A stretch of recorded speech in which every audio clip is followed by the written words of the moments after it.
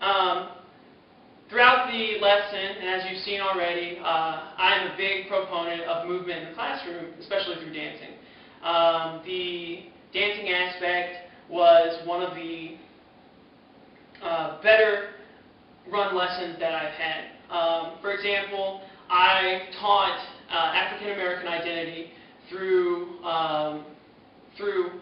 dance, and I showed how dance came from Africa roots, and was able to really connect to the students at Baumberg Middle High School through that. Students were often enthusiastically talked about the dancing afterwards, were really engaged by it, and some of the essays that I've received back and even expanded their dance knowledge, and they actively pursued this identity. And finally, the personal development of the student comes from some of the poster presentations that they were required to do for a unit, such as the age of exploration. These projects were ways for students to demonstrate their knowledge, but they were also a tremendous opportunity for them to develop and develop their learning skills individually. The project had basic guidelines. However, I, the teacher, did not give them so specific guidelines that they wouldn't, that they only regurgitated what I told them to create. I never dictated what the project should look like, and it ended up being one of the best projects of the year, with kids bringing in their own personal touch for the projects. These units were ones that I developed, and they provided unique opportunities that allowed the students to grow intellectually, socially, and personally. It's something that the kinesthetic movement lessons actually enhanced as well. Lessons, I'm aware they need to be adapted, and perhaps these lessons work better for the kinesthetic movement for the school at Baumberg, but I know that they can be adapted, and they create opportunities for growth. To basically understand how kinesthetic movement may affect students' ability to learn and retain information, it's necessary to understand how kinesthetic movement is used within the classroom, the drawbacks of kinesthetic movement, and how kinesthetic movement can be applied successfully to the high school classroom. Kinesthetic movement in the classroom is essentially learning through being physically involved in what they are studying. Movement offers students the chance to learn and retain information within the classroom in a non-traditional setting. In the history classroom, which was my focus, kinesthetic movement offers a variety of ways to keep students engaged in the classroom.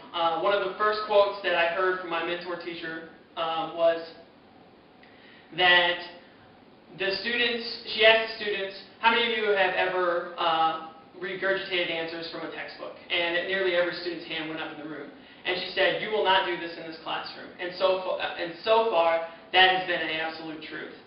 Students are not required to just answer questions from a textbook, and rather are encouraged to actively pursue their learning, which we have just finished an Asian history, and students were allowed to dictate their own learning paths. Kinesthetic movement is really, to understand it, how it takes a lot of time and preparation to get ready. The classroom is crazy at times. Discipline and classroom management is often a struggle, especially for a new teacher. And I found this to be very true, especially as students got used to my style of teaching. However, as long as the teacher is prepared and actively knows what they are going to engage students with on that particular day, the kinesthetic movement happens very well. Students can also miss what they're supposed to be learning and be so excited in the moving, because they've never done something like this before, that they will actually miss what the teacher is trying to get across. That's why it's so important to have a set lesson plan. Stick to that lesson plan and make sure that you have your key ideas that you want your students to know. And the way that I would do this is, whenever a key idea would come up, I would ask my students if they understood by telling them to give me a thumbs up, thumbs down or right in the middle if they kind of understood. And it tended to work very well. History can be argued that the performing creative arts are indispensable in constructing human society. So to incorporate that within the classroom helps students understand culture and society a little bit better. One of these examples, again, is through dance.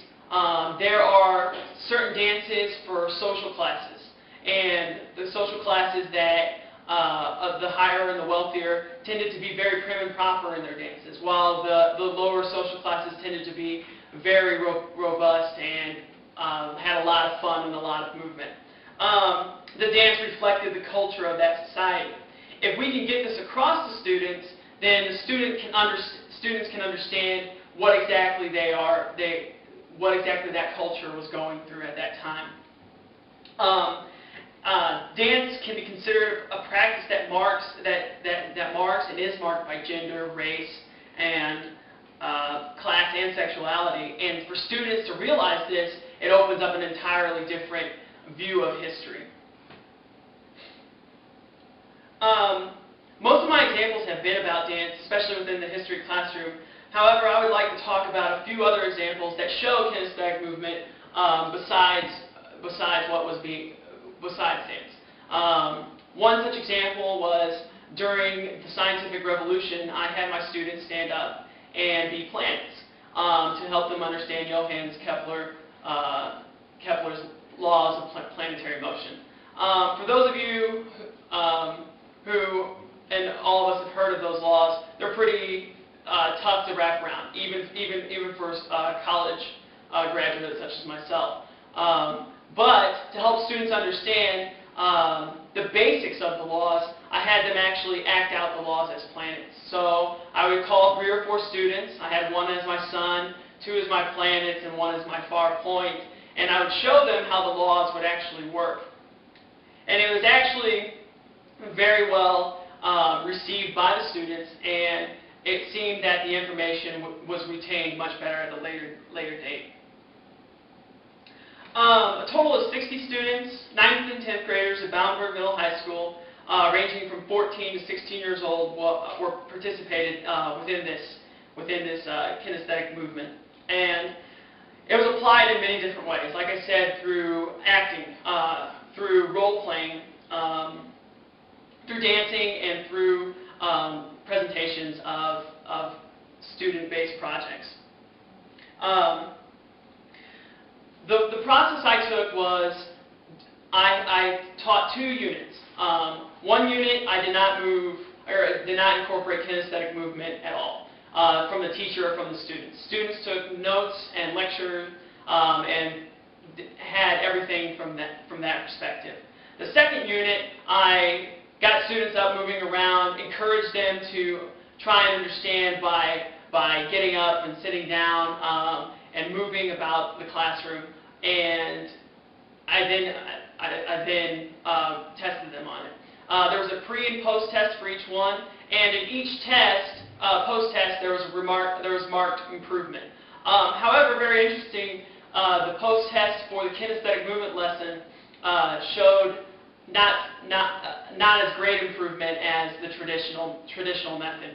And I would like to think that this is because of that the students were just not used to kinesthetic movement lessons.